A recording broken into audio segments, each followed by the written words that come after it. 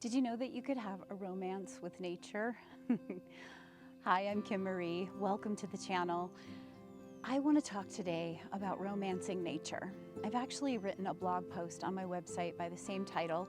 You can find that at kimmariecoaching.com/blog. I just want to share some stories here. I'm in a beautiful space. I live in Colorado. There's a lovely lake, and you can hear the birds. You can hear the chirping and the songs and the breezes, and sitting in front of my camera that you can't see is a goose walking around. Anytime I am in the magic of all that is, all that's here, it's so potent and so powerful.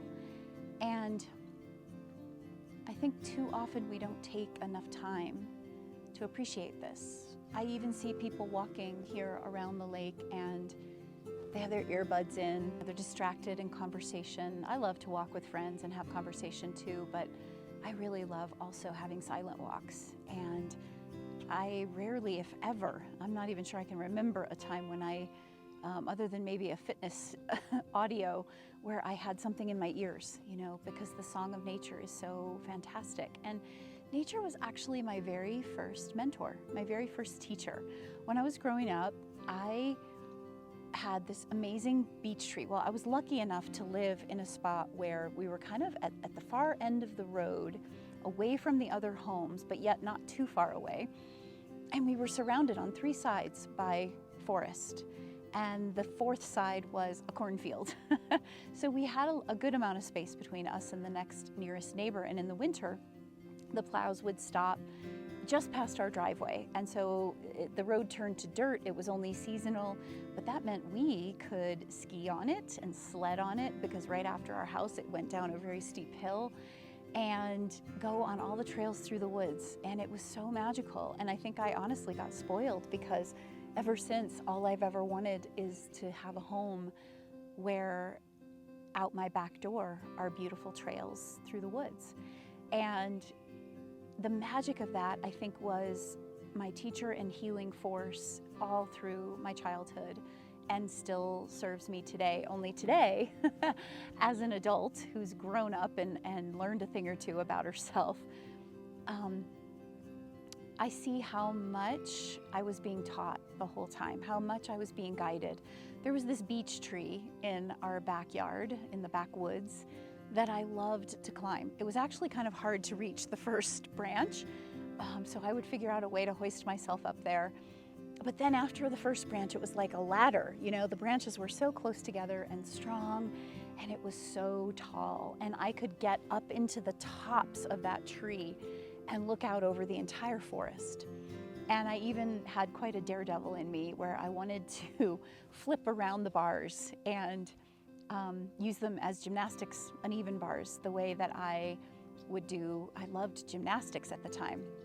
This was around the age of 10 or so. But I kept climbing that tree for years, even long after I was still, flipping around the bars, the branches as bars. And what I mostly did was sit and look out and feel Mother Nature. I felt so held. I struggled a lot as a teenager, especially. In my relationship with my mother, I felt extremely criticized, and she had her own challenges, her own wounds that she was struggling to work with, and the only way she knew how to have control in her life was to be ultra perfectionistic about everything, and that also meant to be incredibly critical and judgmental of those around her, including me and my siblings and my dad. And it was just one of those places where I could escape. But what I did was I used to just pray, please let my relationship with my mother be better. Please let us get along. Let her understand me. Please help her to see all the good in me, because I only feel like she sees what's wrong with me. And I prayed and prayed and prayed in the branches of that beech tree for years. And finally kind of got angry with God, to be honest. I started to feel like there must not be a God, because nobody's listening. My relationship with my mother isn't getting better. Nothing's changing. But then time went on. I went off to college. I left that beech tree. Over the years, so many things changed, and video is about romancing nature, so I'm not going to get into all of those things, but the biggest piece is that I continued my love affair with nature. I continued to feel this deep, deep connection. And deep inside of me, I always felt that we're not in nature, we are nature. We're one of many parts of nature. You know, the goose sitting in front of me is nature, the lake behind me, the birds chirping, they're all parts of this beautiful picture, as am I, as are you. So believing in this concept that nature is so perfect, that's what I felt when I climbed the beech tree, or further down the hill, we called it down the bank growing up. There was a stream and we would play for hours in the streams, climbing other trees or dead logs, you know, crossing streams. And it would just be this incredible playground. And I would build forts. I would gather dead logs and twigs and create teepees and create different forts and bring sheets out to create the walls or whatever I could do. And it just was always the place of magic. And I just held my first ever women's nature retreat. I called it a nature retreat because it's kind of off the beaten path. You have to travel a little to get there from the airport.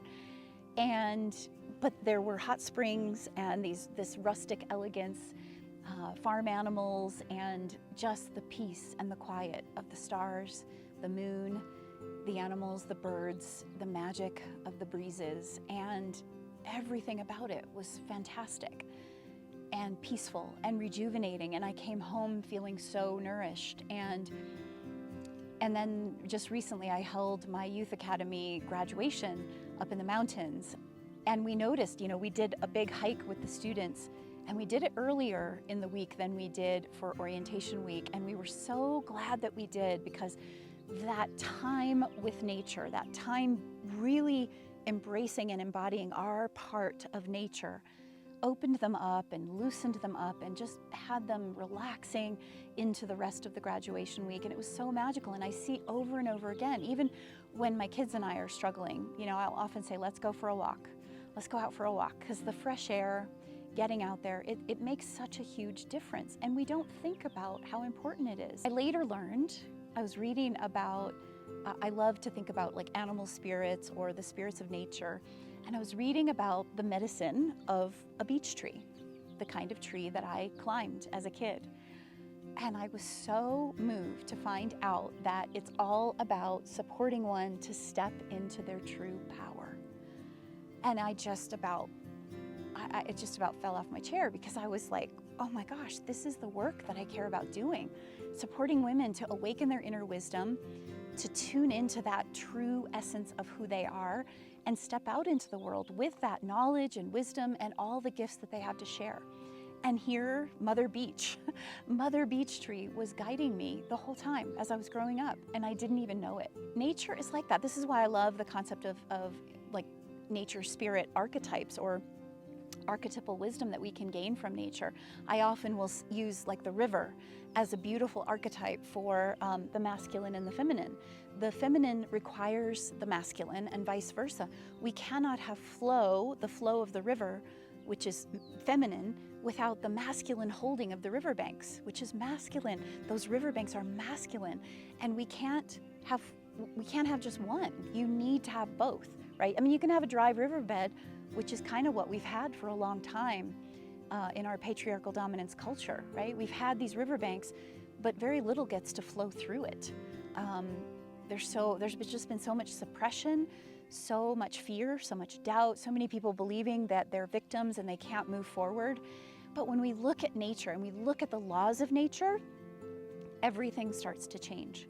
I started to realize that when I was asking the questions of, why doesn't anything work out for me? Why do I struggle to create or attract what I want in my life? This was my younger self, just why me, poor me, victim-y me, right? And we've all been there, and we all might go there again, right? This is part of what can happen, and we can pull ourselves out. But I noticed that all the questions were why, right? Why do people behave the way that they do? Why does the world, work the way that it does, etc.? Well, if you really look at the laws of nature, right? Things like polarity, things like the masculine and feminine, gestation, oneness. These are vibrational alignment, all of these kinds of things. Rhythm. Rhythm is such a huge, potent law of nature. They're all potent and they're all needed. But as I started, I didn't even know that this is what I was doing on my journey. You know, I was just adding more rhythm to my life and things started to feel less confusing and overwhelming. I started to understand the polarities within my being, that tug of war that made it like, should I do this? Should I not do that? And learn to become more discerning and decisive and knowing what I needed to do. I learned to balance the masculine and feminine more and more. I'm still learning. I think we all keep learning for all of our days, hopefully, right? We keep on this evolutionary journey.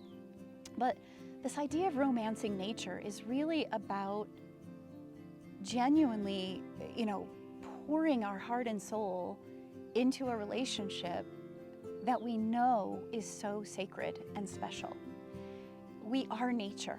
And so if we move through life forgetting our true nature or forgetting the laws of nature, we will be disconnected from our true nature. And the work that I love so much is all about connecting to our true nature. And when we're connected with our true nature, everything seems to flow. We make choices that are wise, that are divinely guided, because we're tuned in, we're connected, right? We are the mediaries between above and below, just like Mother Earth is this incredible dance with the stars and the cosmos. We are that, except we've forgotten. And one of the reasons I think we so easily forget, there's a lot of people that think that human beings are just higher animals. And we could argue that. But I personally believe that human beings are their own kingdom of nature. You have this kingdom of minerals, kingdom of plants, kingdom of animals, and you have the kingdom of human beings. Nature has woven together this beautiful tapestry of these ecosystems and kingdoms that are weaving together. But human beings are the only one that have complete free will, complete choice. Animals operate on instinct, right? It doesn't mean they don't have unique feelings and instincts about certain people, that they choose to go to or run away from, that kind of thing. But it's more based on that instinctual presence. Whereas human beings have the choice. A lot of times we instinctually know someone or some place is not good for us or something is not good for us, but we do it anyway, or we get into that relationship anyway. We fail to remember our instinctual nature. We actually are not connected to that. Our free will and our egos have us choosing things that are self-serving or that, help us to feel better about ourselves in the short term, right? I did another video a while back about true empowerment, what it means to be a truly empowered woman, talking about false power and false powerlessness and how those look and act in our lives. And when we have those things going on, we're usually operating in ego. We're trying to feel powerful, or we're believing we're powerless and victim-y and we can't get out of it. But that place of our true nature, that's a place of true empowerment. And nature is such a powerful, magical, potent guide for us if we're willing to listen to those laws of nature, if we're willing to reconcile the polarities within us, if we're willing to raise our vibration so that we're attracting the things that we're longing for, that are meant for us, which means clearing out the muck, doing our work, going to the depths. It is work. We have to do the work. That is the gift of freedom and the price we pay for that. And I think too many of us think that we shouldn't have to pay a price. And I'll be the first to admit, I think the magic and beauty and perfection that I always felt nature was, had me feeling like, well, if I'm part of nature, why is this so hard? Nature makes it look so easy. This seems so simple. Why is this so challenging for me? But that was this idealist that wanted everything to be easy and didn't recognize that this gift of freedom, this gift of free will that we have, comes with the fact that we do have a choice and we do have things that we need to reconcile. We need to find that balance. Nature is kind of already doing the dance, right? The flowers know when to bloom and when not to. The birds know when to lay their eggs and how long to sit on their nests, and they just know. There's this instinctual understanding, and everything happens. And nature will correct itself when it needs to. How often do we find ourselves out of balance, but we don't take inspired action to correct ourselves, right? So that is what it looks like to romance nature, to get to know her, to love her, to be immersed in the magic and the beauty that we see all around us, and listen. And you know what? Talk to her. Talk to her. She wants to hear you. We long to be seen and heard and felt and understood. So does she. If it's within you, it's in her. And what is within all of nature is within us. And so we can look for all of that. We can consider what it means to become strong and rooted like a tree, to fly and soar high like an eagle, right? And how it feels to feel scattered and skittish like a mouse or a squirrel, right? There's so many different ways to flow and slide easily through our life and our days like a snake. So many beautiful archetypes within nature that help us understand ourselves better, and we have them all within us. Some of us have easier access to certain ones than others, but they're all there. So I invite you to check out some of the other videos. Check out the blog post that I mentioned, which is also called Romancing Nature. And just give some thought. Take some time to think about your relationship with nature. Tell me in the comments, what is your relationship with nature? Does it feel good? What do you love about it? What do you struggle with? There's no one that I know of, even people who love the big city and all the hustle and bustle of the big city, that doesn't also feel nurtured by being in nature. They might feel uncomfortable being in nature for too long. Maybe they don't want to camp or, do that kind of thing. But I don't know anyone who doesn't appreciate the beauty of what nature has to offer us, and that doesn't feel nourished on some level with the beauty and magic of nature. So I invite you to check into that, tune into that, share with me, subscribe to this video if you liked it, share it with others, help others begin to feel that same support and nurturing. Check out the playlist. There is a playlist around connecting to nature and spirituality, source, that kind of thing. So check them all out and let me know your thoughts. I'd love to hear more, and share with me what you want to hear more about, because this is the work that I love. My work is very holistic. That's my gift. I don't have one thing. I'm not just all about relationships. I'm not just all about spirituality or one thing. I'm about weaving it all together, okay? So if there's something you're wishing you had some thoughts or inspiration on around weaving something or integrating something in your life, let me know. Share in the comments, and I look forward to seeing you in the next video.